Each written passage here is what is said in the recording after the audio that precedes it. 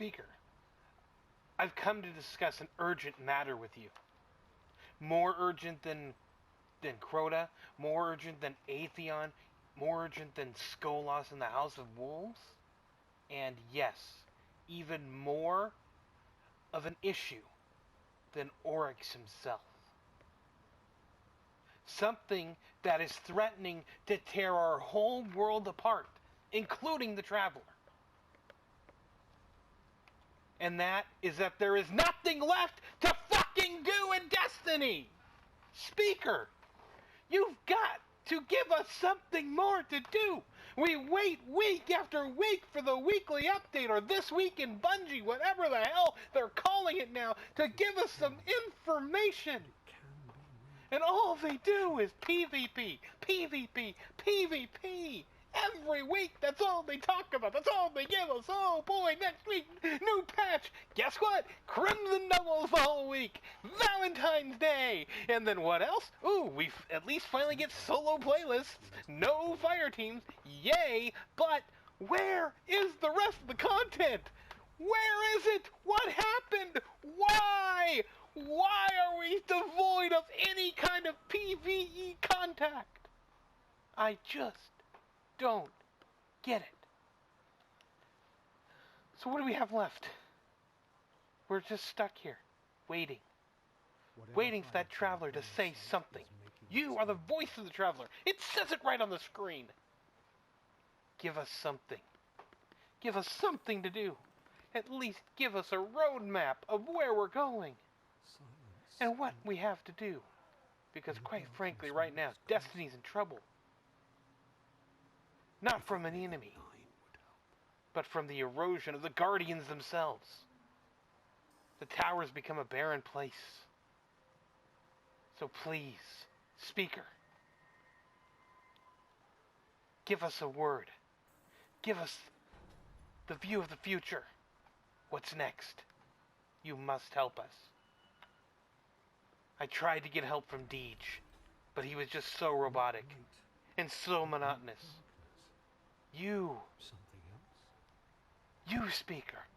Whatever's behind that mask. Tell us. What's next? There must be a way. What is our next adventure, and when are we going to get it? Because we are losing. We are losing everyone. So please, Speaker, help us.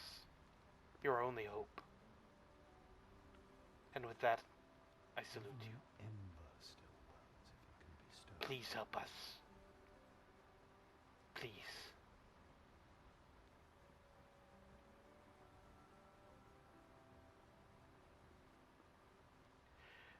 Alright. Good morning, folks. This is your good friend, the King, aka the Scott, welcoming you to yet another Destiny video. This is the Xur Report! Alright! And as you can see here, I was just with the Speaker, trying to get him to say something. You figure with the name The Speaker, maybe we'd get some word from him. But he seems to be as tight-lipped as Deej and the rest of the Bungie staff. So, we'll just have to keep waiting. And instead, I'm going to give you Xur's deals for the week. Alright! I am an agent of the Nine. He is an agent of the Nine. Not that that means much right now. Here's what he's got this week. First off for the Titan, it's the Immolation Fists. These give you the Explosive Pyre perk from your skill tree as the Sunbreaker. Which basically, anytime you kill someone by flames, they explode. Especially with your hammers. This one's all intellect. It's got increased melee attack speed and increased reload speed with hand cannons. So that's pretty good. It's a decent exotic, but not one I use very often. Still, if you don't have it, pick it up. Right here, we've got the Radiant Dance Machines.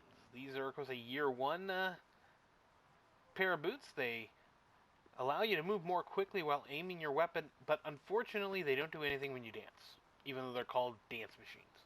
You figure you'd get some sort of perk from that, maybe even a hidden perk, but no.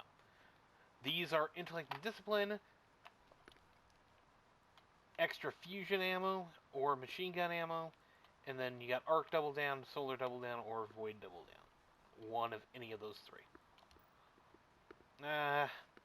They're pretty useful with the Mida in PvP. So there you go. Right here we've got the Stag, and we can take a look at that one. This is, of course, the Warlock helmet. The sequel to the Ram, although nowhere near as useful as the Ram was. Or is, I guess. Doe or die. Once per life, your super charges faster when your teammates are dead. Chance to respawn with an overshield. So basically, this is like a PvP helmet, but hardly anybody uses it. It's discipline and strength here. You got better already. Shields start recovery after or pickup. Ashes to assets, the super injury and grenade kills, or second thoughts using special weapon kills gives you extra. And not a great roll here. The stats are low and all of that. You might want to twist fate if you happen to buy this, but really I would say, other than aesthetics, it looks alright. It's an interesting look. Other than that, it's not really a very usable helmet. There's just far better options for warlocks. And as you will see here, I have a few of them. Obsidian Mind, of course, is very good for Void Walkers. There's the Ram, which we can take a look at here. Again, better looking, better uses. The Apotheosis Veil, you know, like beyond them. I'd say all of those are kind of better than the Stag. The Stag only has one thing going for it, and that's its looks. Other than that, it's an easy pass. No Engram this week because we've got a weapon. The Xur Regime returns. I believe this is the first time he's offered the Year 2 variant. And as you'll see here, this weapon has sort of gone through a weird metamorphosis in its time. Originally, this was the go-to weapon in Crucible. This was the first god weapon. If you had a Xur early on in this game, you could wreck anything. This perk here, the Xur Legacy, the bottom half of each magazine deals bonus damage and has a chance to return health on kill, originally was very deadly, to the point where it was comically deadly. They nerfed it, and then they also nerfed auto rifles completely because, well, this one was overpowered. But there's been an issue. The original Xur had focus fire as well. Now, you can see this one also has focus fire, but it's no longer on the main skill perks. Instead, spinning up is there, and that's the first one you unlock. The longer this weapon is fired, the faster it fires. You now can choose between spinning up and focus fire. You get a boost to range with focus fire.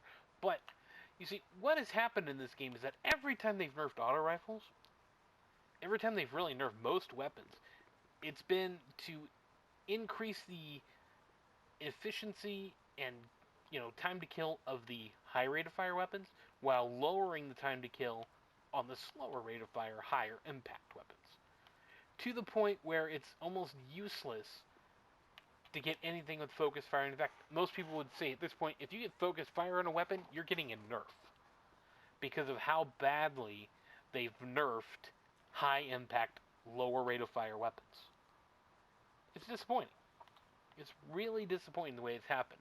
So what they did in year 2 was, for the Xur to come back, they had to redesign it. That's why you got the different color scheme, and you got the option to toggle between these two. They had to change it, because if they didn't, you would be stuck with a completely useless gun. Because everything higher rate of fire would kill you faster. With spinning up, it at least becomes useful. It's probably still not as useful. It's certainly not a Doctrine of Passing. And really at this point, the Monte Carlo, maybe the Hard Light, nearly surpass it. Or at least are right on cue. And of course, you know, I would say the Zalo kind of blows this out of the water. If for no other reason, because it has arc damage. The Xur is still a decent weapon, but it's no longer anywhere near the god weapon it once was in the early days of Crucible, the first couple of months of the game.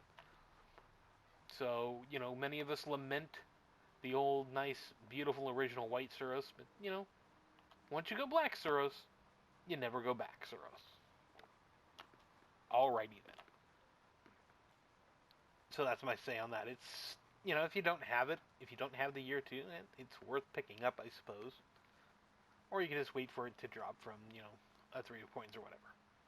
Over here we've got the Legacy Engram, which is special weapons this week. Again, these give you a chance at the 3 House of Wolves exotics. The Drake's Promise, Lord of Wolves, and Queenbreaker's Bow, along with, you know, stuff like Patience and Time, the Icebreaker, the Pocket Infinity, you know, things that are not currently in the game. Even No Land Beyond and Universal Remote, I believe, drop from these. And if you want to have a little fun, I'm going to buy one right now. Because I could use some special weapons, especially year 1. So there we go. Down here we've got the Emerald Coil, Stealth Drive, Heavy Ammo Synth, 3 of Coins, and Glass Needles. And of course there's our nice Mode of Light exchange. So there we go. I'll buy 3 of Coins while we're here. Alright, so that is going to do it for the Xur Report this week. I am the King, aka the Scott. Thank you for joining me. We'll see you next week. Eat a dick. Now, if you want to stick around, let's go see what I got from that Legacy Engram. Now, I will preface this by saying I already have an Icebreaker. That was the first exotic I got on this account. This is my second account, by the way. I am not on my main account at the moment. So, I already got the Icebreaker. I already have a Drake's Promise. And then I have an Invective in year 2. Off the top of my head, that's about all I can think of at the moment. I got a Plan C in year 2. Maybe a couple others, but I'm missing quite a bit. So, let's see what you're going to give me, Master Rahul. Oh, you got the greatest respect? Well, let's see if you give me something good for that respect. The 4th Horseman. That is a winner. I do not have it in year 2 yet. It's been lacking. I finally get a year 1 version, which means I couldn't buy the year 2 one out of the kiosk. I've certainly got enough marks for it. So, winner, winner, chicken dinner. All right. I am the King, aka the Scott. We'll see you next week. Eat a dick.